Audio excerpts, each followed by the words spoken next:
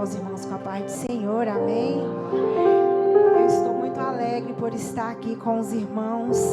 Louvo a Deus pela vida dos nossos pastores, pela vida da Paulinha que me convidou, pelos irmãos que estão aqui, irmãos, porque eu estou vendo ali a Paulinha, né, Ana Paula, e eu olhando para a filha dela assim, eu disse, meu Deus, eu não vou nem dizer quantos anos eu tenho, porque eu vi a menina bem pequena e como o tempo passa rápido, né? Mas nós louvamos a Deus nessa noite. Eu estou debaixo da bênção dos meus pastores e o Senhor ministrou uma palavra para o meu coração. E quando eu estava lendo essa palavra, o meu coração ardia. O Senhor tem uma palavra para nós nessa noite. Eu queria convidar os irmãos que pudessem se colocar de pé. Abre a sua Bíblia comigo no livro de 2 Samuel, capítulo de número 6, versículo de número 9. Eu louvo a Deus pela vida da família, da irmã Raimunda. Tão bom ver a Andréia, Marcelo, André, todo mundo aqui junto conosco adorando o Senhor, os meus meninos, Jesuíno, Joabe, Maria Alice. Louvamos a Deus por isso, amém? 2 Samuel, capítulo 6, versículo de número 9. Irmãos, quando me convidaram, antes de me dizerem o tema, o Senhor havia me dado essa palavra e quando me disseram que era prioridade, eu disse, Senhor, não haveria palavra melhor para essa noite. Porque nós vamos aprender o que precisamos priorizar, porque através dessa prioridade que nós vamos aprender nessa noite, todas as coisas vos serão acrescentadas, amém? 2 Samuel capítulo 6, versículo de número 9, todos encontraram? Diz assim nessa noite: e temeu Davi ao Senhor naquele dia e disse, como virá a mim a arca do Senhor? Eu vou ler mais uma vez, que é para você gravar no seu coração.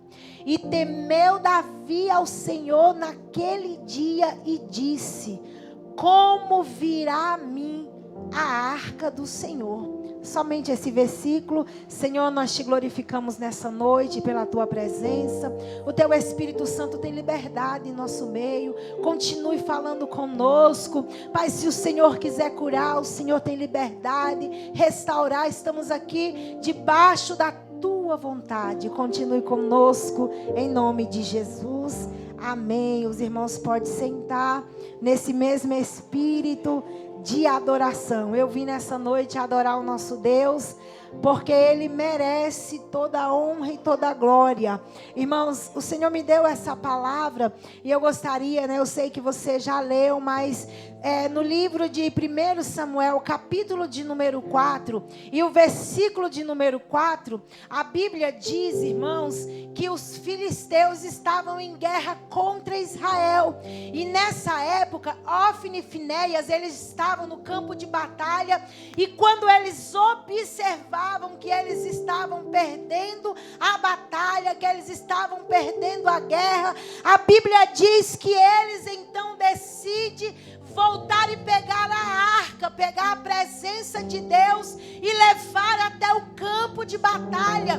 E eu já quero abrir um parênteses nessa noite para dizer para você, para dizer para mim nessa noite, que o nosso Deus não é amuleto de sorte. Nós não devemos buscar a Ele quando estamos passando por tempos ruins, mas em todo tempo nós precisamos buscar a presença dEle, que faz milagre na nossa vida.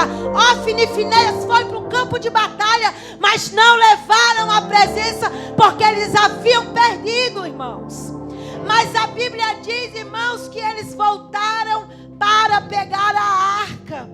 E quando eles levam a arca até a batalha, a Bíblia diz que os filisteus venceram e a arca de Deus foi levada. A arca foi levada. Aleluias. E a Bíblia diz, irmãos, que os filisteus pegaram a arca. E era um costume daquela época, eles iam para o campo de batalha, e quando eles venciam a guerra, eles pegavam então algo do Deus daquela nação e levava para o templo do seu Deus. Aí a Bíblia diz que eles pegam a arca de Deus e levam para a casa de Dagon, querendo dizer: o nosso Deus foi mais forte, o nosso Deus foi mais forte. Mas eles não sabiam que o nosso Deus é o Deus que fez os céus e a terra. A Bíblia diz que o primeiro dia que a arca estava na casa de Dagon, quando o sacerdote de Dagon vai lá, a Bíblia diz que Dagon estava no chão, de cara no chão. Aí a Bíblia diz que eles levantam Dagon novamente e colocam lá, mas no dia seguinte, Dagon está sem cabeça, com seus braços cortados, e Deus dizendo: ninguém é mais poderoso do que eu, porque eu sou o que sou. Alabarassuri cantos nébia. Deixa eu dizer uma coisa: Deus é o que é na tua vida. Aleluia, não diminui aquilo que Deus disse que vai fazer, porque Ele tem poder. Aí a Bíblia diz que isso trouxe temor para todos os inimigos. Aí eles começam a planejar, pastora, como era que eles iam devolver a arca de Deus de volta para Israel. Aí eles preparam, porque eles não conheciam as leis, preparam um carro de boi, põem uma vaca para puxar, e a Bíblia diz, irmãos, que por causa disso, Deus enviou tumores, Deus enviou muitas pestes para aquele lugar. Aí eles pegam e faz todas aquelas pragas que Deus enviou, faz estátua de ouro, coloca junto com a arca e coloca no carro de boi puxado por umas vacas e manda de volta a arca para Israel. Mas detalhe, a Bíblia diz que quando a arca vai entrando, irmãos, no meio do povo, a Bíblia diz que estavam uns no campo olhando e observa, lá vem a arca de Deus. Aí eles começam a se alegrar, faz grande festa, porque a arca voltou. Só que a Bíblia diz, irmãos, que de repente eles vão lá, alguns homens olham para dentro da arca e grande destruição vem, porque a ordem era, ninguém podia tocar na arca. Aí a Bíblia diz que por causa disso, irmãos, mais de 70 homens morreram. Aí eu imagino a cena, pastora, sabe por quê? Porque o inimigo rejeitar a arca é normal, mas quando o crente rejeita a presença, isso é de se assustar. Se tem uma pergunta que nós devemos nos preocupar nessa noite, é como que nós vamos fazer, irmãos, para trazermos de volta a presença dele? Como que nós vamos fazer, irmãos, para não perder a presença dele? Sabe por quê? Porque no tempo em que nós estamos vivendo, o certo quer estar errado e o errado é para dizer que está certo. Mas o Senhor tem levantado os remanescentes, aqueles que priorizam. Tem crente nessa noite que prioriza a presença dele. Tem crente que nessa noite que não abre mão, deixa eu ver, deixa muito eufor que alabar a súria, que não abre mão da presença. Aí sabe o que eles olharam e disseram assim: e agora? Como que nós vamos ficar com a presença de tão santo? E rejeitaram a arca, mandaram a arca para a casa de Abinadab. E quando a arca chega na casa de Abinadab, a Bíblia diz que Abinadab recebe a arca. A arca passou 20 anos na casa de Abinadab, mas nada aconteceu. É por isso que nós vemos que tem pessoas que vêm para a igreja, tem pessoas que acham até que pode dizer, passar a carta e dizer: irmão, eu tenho 30, 40, 50, você pode ter 1000 anos na presença dele, mas se não honrar a presença dele, nada vai acontecer. Se não priorizar a presença dele, não vê milagre dentro da casa. Irmãos, nós precisamos priorizar ele. É priorizar, irmãos. Tem pessoas que falam assim: eu não vejo mais milagre. Eu não sei quem não vê, mas eu vejo milagre acontecendo, irmãos. Eu vejo, sabe por quê? Há 2 anos atrás, eu fiz uma oração, eu digo uma oração de rebelde. Eu disse, Jesus, sabe de uma coisa? Eu vou embora de Brasília. Nunca mais eu piso o pé dentro de Brasília. Arrumei minhas coisas, fiz uma oração, ele ficou em silêncio e eu pensei comigo, se calou, consentiu, vou me embora. E entrei dentro do ônibus, catei a minha criança, que hoje está com 19 anos. E eu disse, vamos embora, filha, nunca mais. A gente volta para Brasília. Fui para o Rio Grande do Sul, trabalhei 1 ano, estava dando tudo certo, tudo perfeito. Eu disse, então tá tudo certo.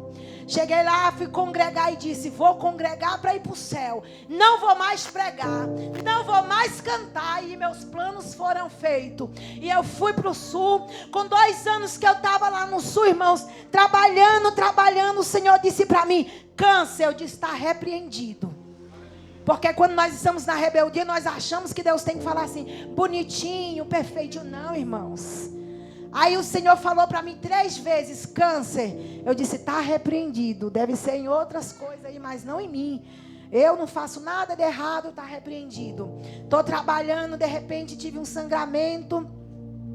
Fui no médico e aí descobrimos um tumor de 3 centímetros e um de 6. Aí lá vai eu voltar para onde? Para Brasília, para fazer exame, porque aonde eu morava lá, uma cidade muito pequena, não tinha prócto. Até os irmãos daqui foram me visitar em Águas Lindas, todo mundo chorando. E eu disse, o Senhor, será que já vai me levar? Todo mundo chorando e eu pensando, pronto, é o aviso, eu vou morrer mesmo. E aí fiz lá a biópsia, não deu câncer. Eu falei, opa, glória a Deus, vou voltar para onde? Vou para o sul. De repente, outro sangramento, meu médico me liga e diz assim, Maria, saiu o resultado do teu exame, tu tem que voltar às pressas. Aí eu voltei de novo e já vim no caminho diferente. Tenha misericórdia, Senhor. Tenha compaixão, Senhor. Aí quando cheguei aqui, ele disse, Maria, você tem um tumor de 13 centímetros. As pernas tremeu. E aí eu comecei a dizer, Senhor, eu acho que eu vou voltar a pregar, sabe? E eu acho que eu vou voltar a fazer a sua vontade. Aí chego dentro do hospital, fiz uma cirurgia, irmãos, perigosa. Passei 22 dias internada. Fui ganhar uma alma desviada lá dentro. Eu disse, eu vou voltar a pregar por aqui, porque é mais fácil para ir para o céu. Porque, irmãos, nós não precisamos entrar em situação difícil para agradar a Deus. Nós podemos andar com Ele no vale, nós podemos andar com Ele na sombra, nós podemos andar com Ele em pastos verdejantes. Nós não podemos abrir mão da presença dEle. Aleluias.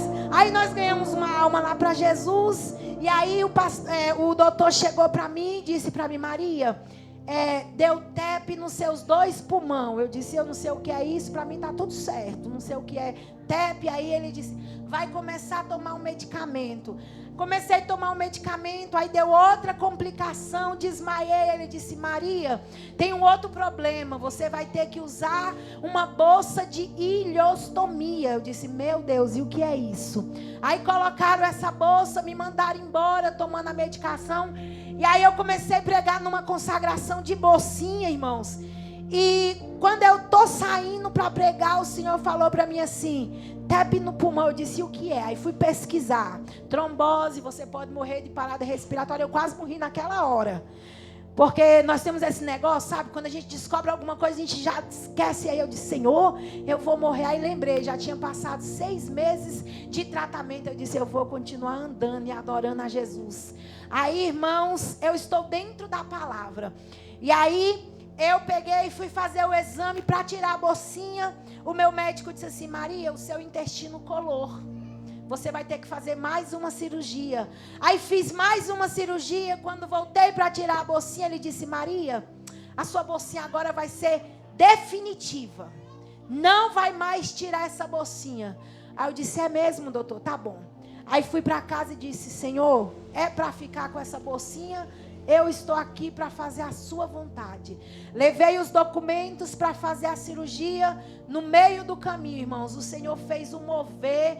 Quando eu cheguei lá, eu disse para a doutora, ela falou assim, mas tem uma coisa, vamos repetir um exame? Quando fizemos o exame, ela disse para mim assim, Maria, deu astomose. Ela disse, a astomose abriu um pouquinho, você tem 1% de chance. Eu disse, eita glória, então eu vou tirar. Ela disse, é 1%. Eu disse, se nada para Deus é muito, imagine 1%, doutora, é muita coisa, vamos tirar a bolsinha.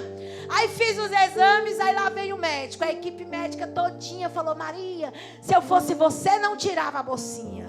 Eu disse: tá repreendido. Lá vem. Eu disse: o que foi, doutor? Ele: Maria, se você tirar a bolsinha, você vai usar fralda.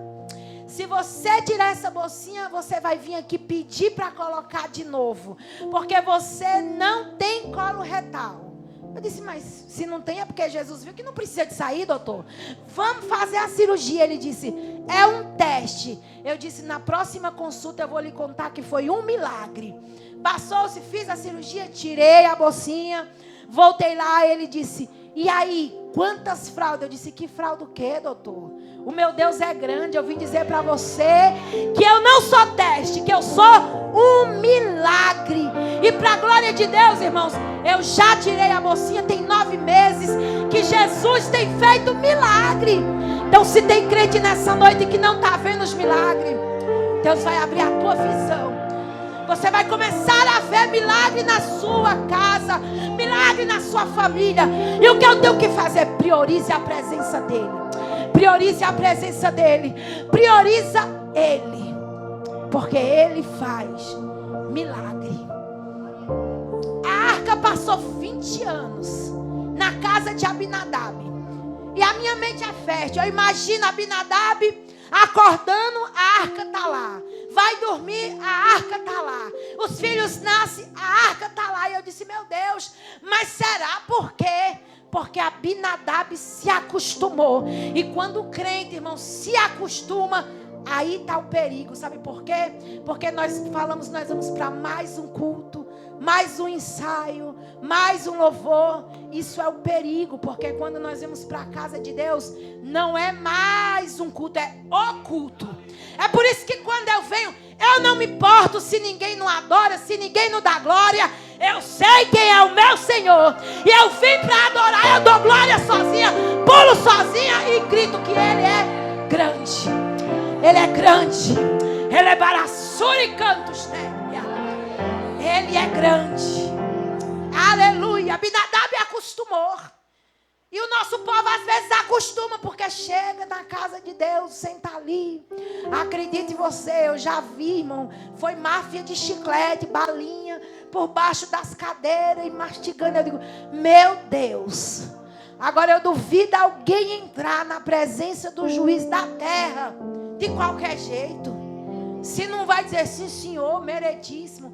Agora na presença de Deus, irmãos, estamos acostumados. Acostumados. De qualquer jeito. Mas eu vim aqui dizer para você, para mim nessa noite. A igreja do Senhor precisa voltar depressa a priorizar a presença dEle. E quando eu falo priorizar, eu não falo só de culto, irmãos. De vir para a igreja. Eu falo de casa. De adorar a Deus em casa, de começar a botar o louvor em casa, de acordar, de orar, porque nós temos uma mania nossa de dizer assim: eu vou para a casa de Deus me encher da presença, eu venho para a casa de Deus para transbordar, porque eu já saio da minha casa, irmãos, é sentindo Ele, é adorando a Ele, é bendizendo a Ele. Não podemos se acostumar, irmãos, de vir para a casa dEle e sair sem sentir nada. É por isso que não vemos nada. Abinadab passou 20 anos e nada aconteceu, irmã. Mas a arca estava lá, Mas Abinadab não priorizou a presença dele. A arca estava lá como se fosse qualquer coisa.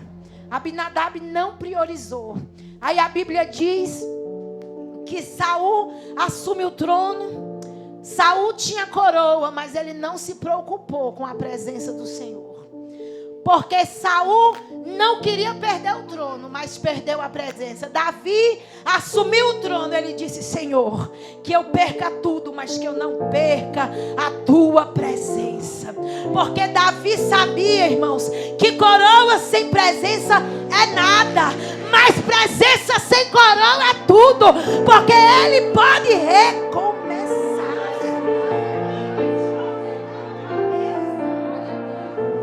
Sem a presença, irmãos, não somos nada. Mas com a presença, até quando era para dar errado, nosso Deus faz dar certo. Por causa da presença. Davi assumiu o trono e ele disse: eu vou buscar a arca, eu vou buscar a presença. Aí a Bíblia diz, irmãos, que Davi prepara os carros de boi para ir buscar a presença. A intenção foi boa, só que ele não foi ver os princípios. Não era para levar a arca nos carros de boi, porque quem carrega a arca em carro de boi é o adversário. Mas a arca é para ser carregada no ombro, irmãos. Davi prepara a festa, mais de 30 mil pessoas, vai buscar a arca. Só que ele prepara os carros de boi, coloca a arca e começa a fazer festa. No começo parecia que ia dar certo, estava tudo bem, até chegar na eira de Nacon. Quando chega lá, a Bíblia diz que os carros dão uma balançada, faz que vai tombar. Uzá coloca a mão na arca e Uzá morre na mesma hora. Quando Uzá morre, aí Davi faz essa pergunta: e agora? Como virá a mim a presença do Senhor? Aí a Bíblia diz que o coração de Davi se entristeceu. E ele manda a arca para a casa de Obed-edom. E quando a arca chega na casa de Obed-edom, irmãos, a Bíblia diz que em 3 meses Deus abençoou a casa de Obed-edom. Dentro de 3 meses, Deus mudou a história de Obed-edom. E eu quero profetizar nessa noite. Eu quero profetizar. Não importa quantos anos tem que você serve ao Senhor, mas a partir do momento que nós priorizamos, irmãos, um dia, uma hora, 1 minuto, 1 segundo para Deus é o suficiente. Sai daqui nessa noite com essa presença. Sai daqui dizendo: Senhor, eu preciso buscar mais. Senhor, eu preciso de mais. Não é só um arrepio, irmãos. Não é isso que precisamos. Precisamos voltar a ouvir a voz dele de madrugada, dizendo: meu filho, levanta. Minha filha, eu quero falar contigo. Aleluias. 3 meses, Deus mudou a casa de Obed-edom. Aí a mensagem chega para Davi: ei, Davi, Deus mudou a vida de Obed-edom. Aí a Bíblia diz que Davi vai buscar a arca na casa de Obed-edom. Só que dessa vez ele vai diferente. Ele começa a dizer: não adianta buscar os renovos do mundo, porque a igreja não foi feita para imitar o mundo. O mundo tem que nos imitar, irmãos, mas nós não precisamos imitar ele. Davi queria trazer a arca nos carros de boi igual o filisteu, e ele viu que foi prejuízo. Ele disse: vamos levar a arca. Prepara os sacerdotes, prepara os levitas, porque a arca vai ser levada como o Senhor ordenou. Vai ser levada nos ombros. Sabe por quê? O que quer dizer isso, irmãos? A arca levada no ombro é você sentir o peso da responsabilidade. Aleluias, porque quando se leva a arca no ombro, irmãos, aí ele está dizendo assim: ó, você é responsável pela presença dele na tua casa. Você é responsável pela presença, por manter a presença na sua vida. A Bíblia diz que Davi prepara e volta novamente para pegar a arca. Só que dessa vez ele vai levando a arca nos ombros dos sacerdotes, dizendo: opa, peraí. A cada 6 passos que eles davam, eles paravam, sacrificavam e adoravam ao Senhor. E deixa eu lhe dizer uma coisa: se ele tivesse levado no carro de boi, seria muito mais rápido. Seria muito mais rápido, mas estava em desobediência. O Senhor está dizendo: não importa, aleluia, quanto tempo está demorando, continue levando a arca no ombro. Continue parando para adorar. Porque Davi estava dizendo: não importa quanto tempo a arca vai chegar lá em Israel, o importante é que ela vai chegar lá. Não importa quanto tempo, mas vai chegar lá. Remando ele a face. E nós precisamos obedecer. E quando o Senhor me falou dessa prioridade, irmãos, eu terminei de ler essa palavra chorando. E eu disse: Senhor, às vezes nós queremos renovar, nós queremos buscar outras coisas. E acredite você se quiser, mas me chamaram para um culto e me disseram: irmã, queria convidar você para um culto na nossa igreja. Eu disse: irmã, eu vou comunicar para os meus líderes. Eu vou. Irmã, é o culto dos farrapos. Eu dei um pulo e disse: é o que, menino? Culto de farrapos? E o que é isso? É culto de mulambo, você vai todo rasgado, desmantelado. Eu disse: então vamos fazer um culto de convenção. Porque se está indo todo desmulambado, está precisando aceitar Jesus, irmãos. Não precisamos dessas coisas. Para chamar a presença dele é só obedecer, colocar o joelho, ter intimidade com o céu. Aleluia, para a glória se manifestar. Deus quer voltar a fazer milagre em nosso meio. Quando eu falo nosso meio, irmãos, eu falo no geral. Aleluias, eu falo em todos os ministérios, no meio do nosso povo. Nós precisamos, eu preciso, você precisa priorizar a presença. Sabe por quê? Porque se nós estamos cansados, se nós estamos com dor de cabeça, do jeito que nós tivermos, você nunca vai ligar para o seu patrão e dizer para ele: hoje eu acordei de TPM, não vou no culto, e não vou trabalhar. Não, irmão, você diz: eu vou pegar de pirona, vou acordar e eu vou. Aí, quando nós vamos para a casa de Deus, eu falo isso porque nós conversamos com muitas mulheres. Eu profetizo que aqui não tem, tá, pastor? É só lá em Águas Lindas. Irmã, vamos para a igreja. Eu não estiquei o cabelo, eu não fiz isso, eu não fiz aquilo. Eu digo: minha irmã, prende aí esse negócio.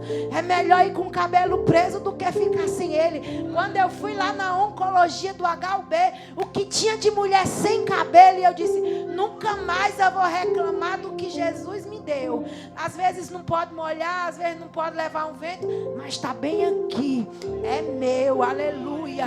Aí nós reclamamos, eu reclamando com o Senhor, e eu disse: pai, por que que o Senhor me deu um pé tão grande? Eu queria calçar 36, pezinho de Cinderela.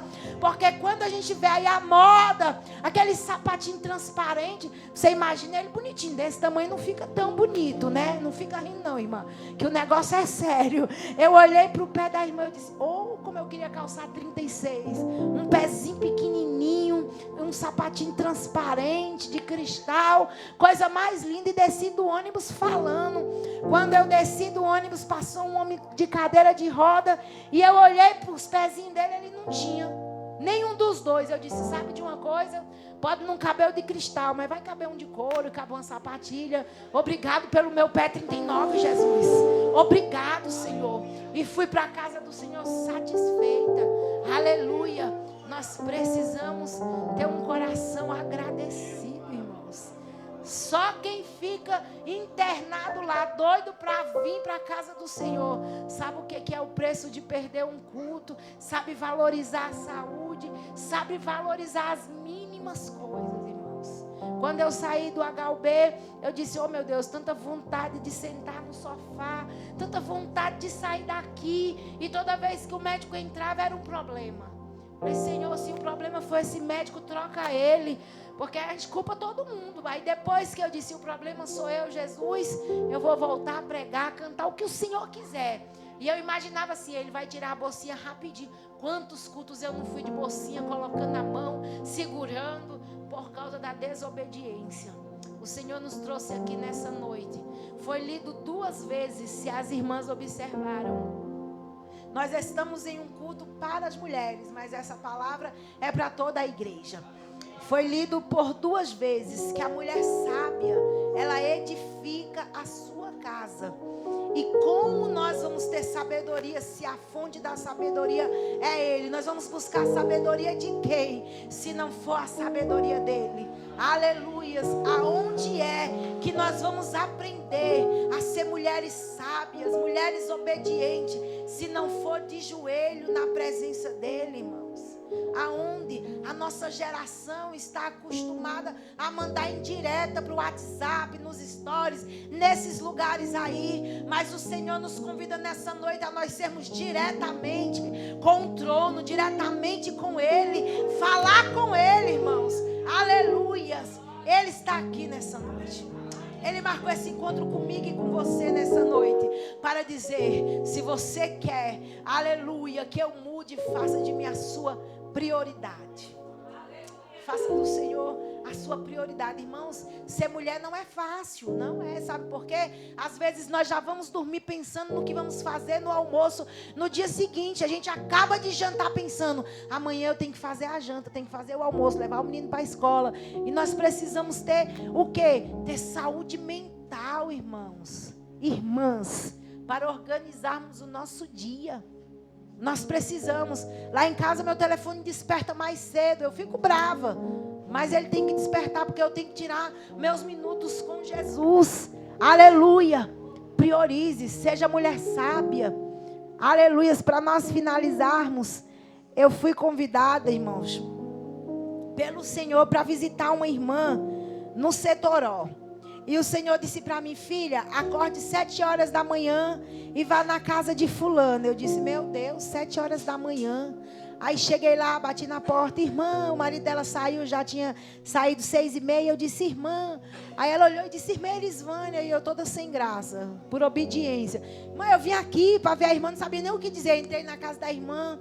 Aí ela disse para mim assim: ô irmã, não repare a bagunça. Eu disse: não, tá tudo certo. Aí eu disse: sim, Jesus, não entendi. Ele disse: amanhã você vai acordar de novo, no mesmo horário. Eu disse: meu Deus. Aí fui lá no outro dia, cedinho de novo: irmã, ela de novo, irmã Elisvânia. Eu: meu Deus, teu sangue a poder. Eu disse: eu de novo. Ela: entre, irmã. Ô, irmã, não repare a bagunça. Disse: misericórdia. Eu também não falei nada, fui-me embora. No outro dia o Senhor disse: vá de novo. Eu disse: agora, Senhor, eu vou chegar lá e eu vou dizer o quê? Ele disse: vá de novo. Aí eu cheguei, ela morava aqui no Setoró, e eu de novo, eu acho assim que a irmã pensou assim: meu Deus, que perseguição. Aí eu cheguei lá, ela disse: irmã, não repare a bagunça. Aí eu disse: ô irmã, não tem como não reparar. Eu vim aqui para nós conversar. E aí o Senhor tinha me passado umas orientações, eu conversando com ela, ela começou a chorar. Eu disse: irmã, que horas que a irmã acorda? Ela disse: 12:00, para buscar os meninos na escola e fazer almoço. Eu disse: que horas que a irmã? E começamos a conversar. E eu disse para ela: pois amanhã eu venho de novo. E a irmã vai fazer diferente. A irmã vai dormir mais, mas vai deixar a louça limpa, o chão limpo, o banheiro lavado. E comecei, o Senhor me dando estratégia. No outro dia eu cheguei lá, a casa limpa. Ela disse: irmã Elisvânia, meu marido entrou e voltou. E entrou de novo. E aí eu disse: por quê, irmã? Ela disse, ele olhou e disse: eu devo ter entrado na casa errada. Aí eu falei: irmã, você precisa, irmãos, o casamento dela estava por um trisco. O marido dela chegava, tudo bagunçado, e a irmã acordava 12:00 para ir buscar os filhos na escola. E quando os meninos chegavam da escola, ela ia fazer o almoço. O marido chegava às 5 horas, o negócio não tinha nem onde pisar direito. Aí eu disse: irmã, acorde mais cedo. Peça a Deus para lhe dar sabedoria, lhe dar estratégia. Irmãos, a mulher agora é pastora. Anda pregando, dizendo que Jesus é bom. E toda vez que ela me vê, ela diz: nunca mais foi na minha casa às 7 horas da manhã. Eu disse: tá precisando? Ela: não, minha louça só dorme limpa, a carne temperada, o feijão cozido. E Deus tem feito coisa grande, irmãs. Busca a sabedoria de Deus. Busca a sabedoria de Deus. Deus quer nos orientar. Deus quer fazer você uma mulher cheia do Espírito. Aleluia. Se coloca de pé nessa noite. Aleluia, buscar a presença do Senhor. Não é só as mulheres, os varões. Seja sábio também, irmão. Aleluia, se a mulher lavou a louça, você terminou de comer, lave seu prato. Ajude a sua esposa também, para que ela também venha buscar a presença do Senhor. Aleluia. Nós queremos fazer uma oração especial nessa noite. Queremos orar pelas famílias. E você vai apresentar ao Senhor a sua família nessa noite. A sua família pertence ao Senhor. Aleluia, a sua casa é uma bênção. Irmã Elisvânia, por quê? Porque a presença do Senhor está lá.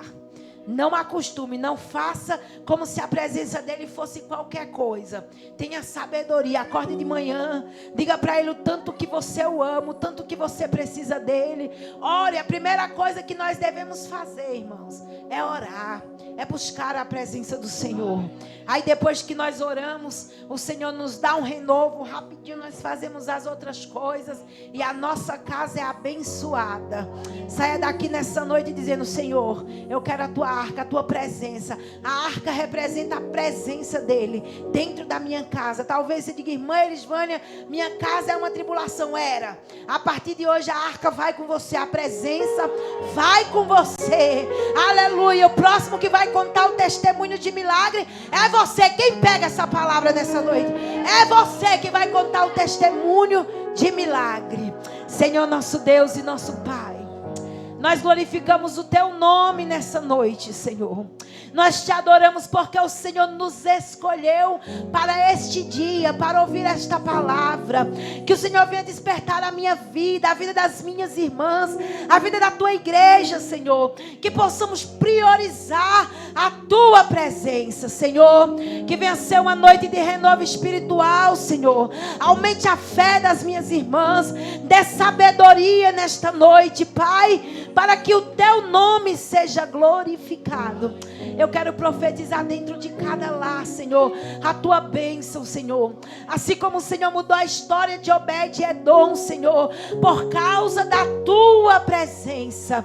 Que através, Senhor, da tua filha nessa noite, o lar dela possa transbordar da tua presença. Que a tua presença seja notada até pelos vizinhos. Que alguém olhe e diga: ali vai uma mulher cheia do Espírito Santo. Nós abençoamos nessa noite, Senhor, cada família, em nome de Jesus. Aleluia. Olhe para esse irmão que está do seu lado, diga para ele: priorize a presença do Senhor. Aleluia. Deus abençoe. Eu quero agradecer aos meus pastores pela oportunidade, em nome de Jesus. Glória a Deus. Aleluia, Jesus.